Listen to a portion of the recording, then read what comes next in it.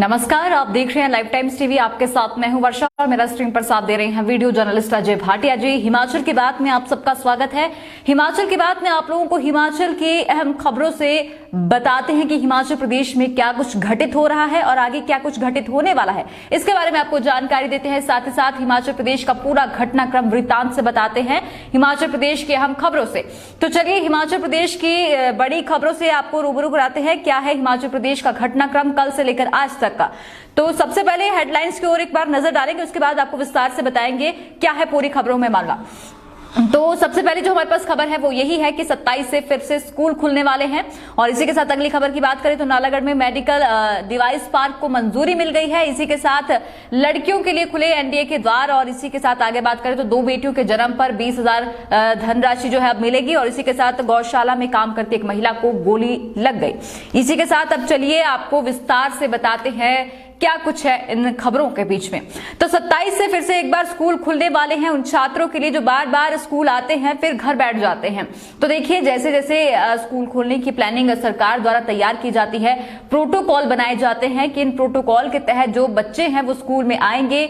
Teacher भी स्कूलों में तैयारियां करते हैं कि बच्चों के लिए आने के लिए पूरा एक प्रोटोकॉल, एक नियम कानून बनाए जाते हैं कि बच्चे इस सिस्टम से अंदर आएंगे, बाहर जाएंगे, क्लासेस कैसे लगेंगे। उसी बीच फिर कोरोना के मामले जो है बढ़ते हुए दिखाई देते हैं, या फिर कुछ स्कूलों में आपने देखा होगा कि बच्चे पॉजिटिव पाए जा रहे हैं, साथ ही साथ अध्यापक भी पॉजिटिव पाए जा रहे हैं। उस कारण जो है फिर से स्कूलों पर ताला लगाना पड़ता है। लेकिन एक बार फिर से कैबिनेट की बैठक में इन ताले को खोलने का निर्णय लिया गया है, यानी कि स्कूल फिर से खुलेंगे। 27 तारीख यानी कि सोमवार से फिर से स्कूल खुलने वाले हैं और ये बड़ी कक्षाओं के लिए खुलेंगे। इसमें 10वीं 11वीं 12वीं ये तीनों कक्षाएं, 9वीं 10वीं 11वीं 12वीं चारों कक्षाएं आएंगी।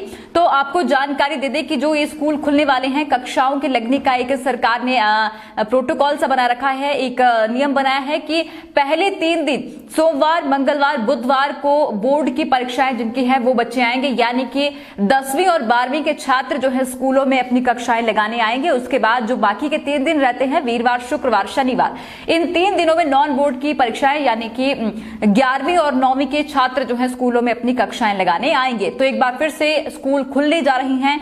जो छात्र स्कूल के लिए तरस रहे हैं कि बार बार स्कूल जाना पड़ता है, स्कूल खुलते हैं तो बच्चों के चेहरों पर रौनक आ जाती है, खुशी देखने को मिलती है। हालांकि अब तो बच्चों के माता पिता भी यही सोच रहे हैं कि जल्दी से जल्दी स्कूल खुल जाए, बच्चे स्कूल में जाएं, क्योंकि माता पिता भी अपने बच्चों को जो ऑब्जर्व कर रहे हैं उन्हें ये लग रहा है कि बच्चे घर में बैठकर और ऑनलाइन स्टडी से बच्चों का काम नहीं चलने वाला है। बच्चे दिन प्रतिदिन इंटेलिजेंट होने के बजाय लगता है कि नीचे जा रहे हैं, उनका जो स्तर है वो नीचे आ रहा है। तो कहीं ना कहीं देखने को मिल रहा है कि ऑनलाइन कक्षाओं का असर उतना नहीं है जो फेस टू फेस एक अध्यापक और छात्र के बीच में रहता है।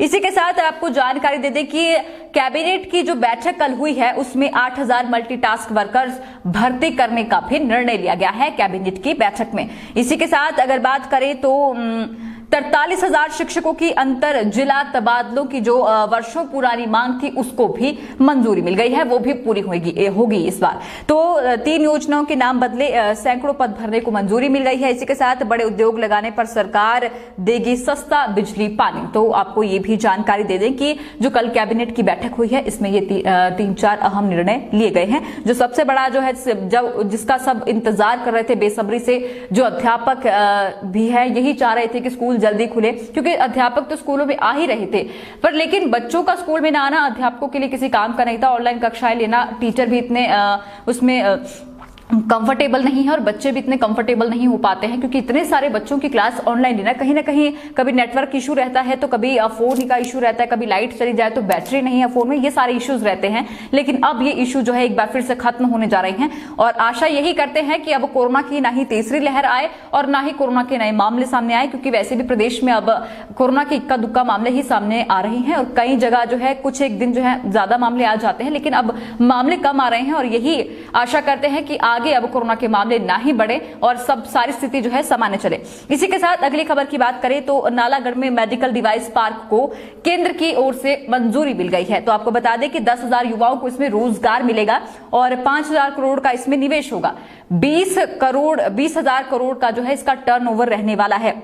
तो आपको बता दें कि नालागढ़ में, सोलन के नालागढ़ में ये मेडिकल डिवाइस पार्क है जो ये खुलने जा रहा है और इसको अब मंजूरी भी मिल गई है और काफी बड़ी ये कामयाबी अब हासिल हुई है क्योंकि केंद्र से मंजूरी मिलने के बाद प्रदेश सरकार के लिए बहुत बड़ी बात है। और इसी के साथ आपको बता दें कि 265 एकड़ जमीन पर 266.95 करोड़ रुपए की लागत से ये विकसित किया जाएगा। तो देखिए, जब आपके देश प्रदेश में बड़े उद्योग लगते हैं, जब आपके इलाके में, आपके क्षेत्र में, जिला में कोई बड़ा उद्योग लगता है, तो वहां पर जो बेरोजगार युवा हैं या बेरोजगार जो पीढ़ी चल रही है, उन्हें कहीं ना कहीं रोजगार के द्वार खुल जाते हैं, जो कहीं ना कहीं बहुत अच्छी बात होती है क्योंकि आजकल हर किसी को रोजगार की जरूरत है। जिस तरह से महंगाई बढ़ रही है या फिर चीजों की जरूरत है सभी लोगों को, तो कहीं ना कहीं जो है रोजगार की जरूरत हर किसी को है।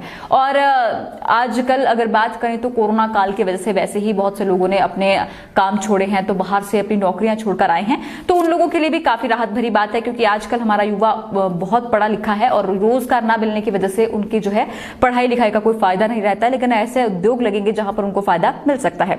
इसी के साथ अगर अगली खबर की बात करें तो अगली खबर हमारे पास है लड़कियों के लिए खुले एनडीए के द्वार। तो आपको जानकारी दे दें कि 24 सितंबर से, माफ कीजिएगा, 24 सितंबर से अब अक्टूबर तक, मैं आपको जानकारी दे दूं कि कितने अक्टूबर तक ये रहने वाला है। तो आपको बता दूं, एक मिनट, तो लड़कियों के लिए एनडीए की परीक्षाएं जो है वो शुरू हो रही हैं और इसमें आप लोग आवेदन भर सकते हैं 24 सितंबर से 8 अक्टूबर तक। तो 8 अक्टूबर तक जितनी भी लड़कियां एनडीए में इंटरेस्टेड हैं वो इन फॉर्म्स को फिल कर सकती हैं। और जैसा कि सभी जानते हैं कि लड़कियों के लिए इसकी फीस नहीं रहती है, तो 24 सितंबर से 8 अक्टूबर तक आप लोग आवेदन कर सकते हैं ऑनलाइन। और इसी के साथ उम्मीदवारों को जो है फीस देने की जरूरत नहीं है क्योंकि महिलाओं के लिए जो है फीस नहीं होती है। और इसी के साथ यूपीएससी ने नोटिस में कहा है कि महिलाओं के लिए वैकेंसी और आवश्यकता शारीरिक मानक भारत सरकार की ओर से भेजे जाने के बाद जारी किए जाएंगे। तो इसी के साथ देखिए, जितने भी लड़कियां हैं जो एनडीए में इंटरेस्टेड हैं और उन्हें लगता है कि उन्हें ये परीक्षा देनी चाहिए, तो 24 सितंबर से 8 अक्टूबर तक आप आवेदन कर सकती हैं।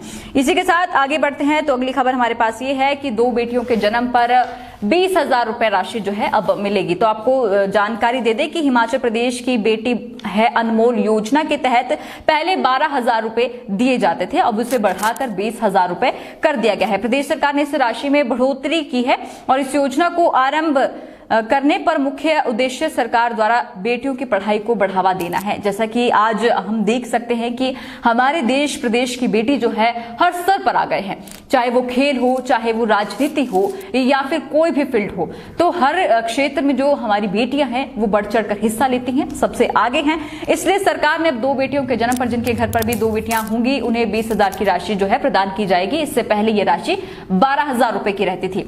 इसी के साथ अगली खबर की ओर बढ़ते हैं तो अगली खबर हमारे पास ये है कि गौशाला में काम करते महिला को गोली लग गई। तो आपको जानकारी दे दें, ये मामला है अर्की क्षेत्र के उपमंडल अर्की क्षेत्र के कजियारा गांव का, जहां पर एक महिला जो है अपनी बेटी के साथ गौशाला में जाती है और गौशाला में काम करने के बाद जब वो गौशाला में ताला बंद कर आती है तो अचानक कहीं से गोली चलती है और उसके हाथ पर लग जाती है और गोली आर पार हो जाती है। और ये घटना का मामला जो है पूरा बेटी भी सामने होती है तो वो बताती है। और इसमें अगर आपको जानकारी दे देते, वहां के डीएसपी प्रताप सिंह जी ने इसकी पुष्टि की है और उन्होंने बताया कि इस तरह से महिला को गौशाला में काम करते समय गोली लगी है हाथ पर और अज्ञात जो व्यक्ति है जिसने ये गोली चलाई है उस पर कार्रवाई की जा रही है। और इसमें आपको बता दें कि आर्म्स एक्ट के तहत मामला दर्ज कर उस व्यक्ति की जांच की जा रही है। तो देखिए, इस तरह से ये मामला सामने आया था अर्की उपमंडल के कजियार गांव का। तो ये आज की मुख्य खबरें थी जिसके बारे में आपको जानकारी दी गई। और देखते रहिए live times TV. Live times TV के पेज को लाइक फॉलो करना बिल्कुल ना भूलें, क्योंकि हिमाचल प्रदेश का पूरा घटनाक्रम और हिमाचल प्रदेश में क्या कुछ घटित हो रहा है ये लाइव टाइम्स टीवी आपको दिखाता है लाइव, और कैप्सूल्स के माध्यम से भी आपको बताते हैं सारी खबरें कि हिमाचल प्रदेश का घटनाक्रम क्या है। तो इसी के साथ देखते रहिए लाइव टाइम्स टीवी। आपके साथ मैं हूं वर्षा और मेरे इस स्ट्रीम पर साथ दिया वीडियो जर्नलिस्ट अजय भाटिया जी ने। धन्यवाद।